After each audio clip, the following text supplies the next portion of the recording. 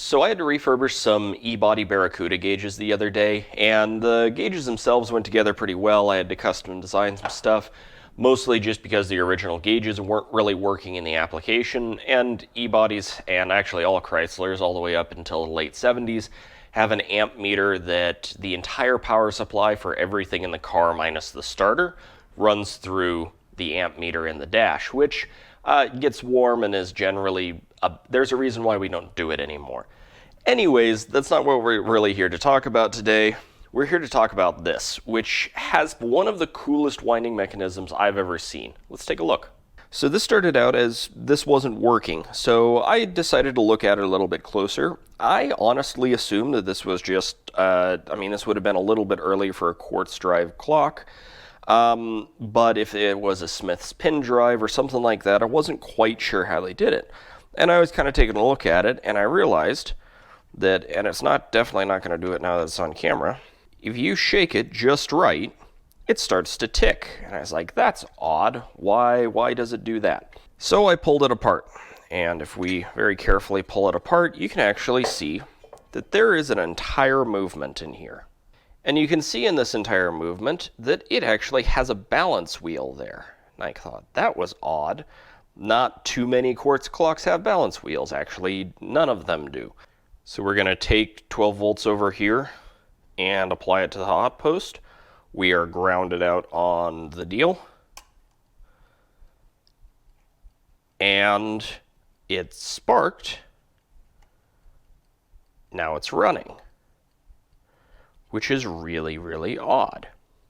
So let's go through this step by step while it runs down. We have a solenoid coil there.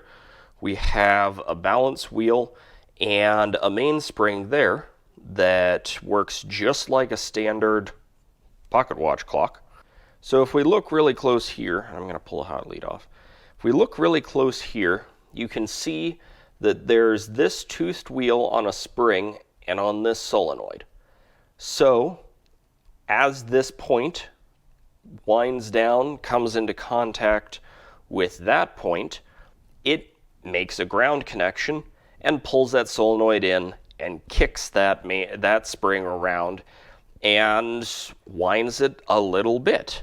And then it takes about a minute and a half to wind down, and then it does it again. So if I reconnect power here, you can see that it does absolutely nothing until it gets close enough to close that point, and then all of a sudden it makes contact, closes that solenoid, and right like that.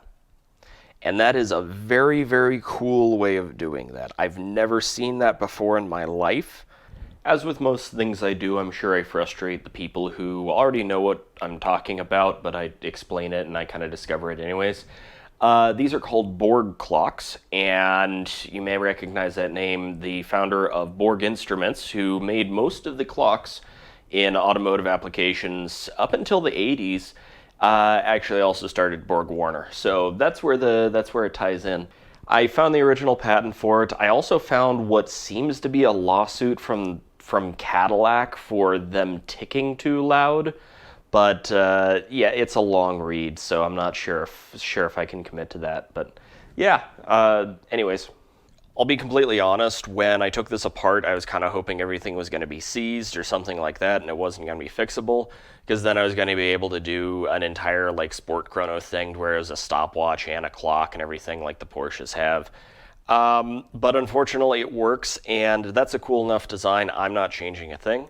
So the Porsche, being that I have a big empty hole where the clock would be, and I hate the original clock on the 928s, at least the mid-80s 928s, I'll probably do something like that for that car. But like I said, I've never seen this used before, and I've been around the block as far as clocks go a few times. So anyways, short video, but thank you very much for watching. If you like this comment, please like, subscribe, everything like that, and thanks for watching.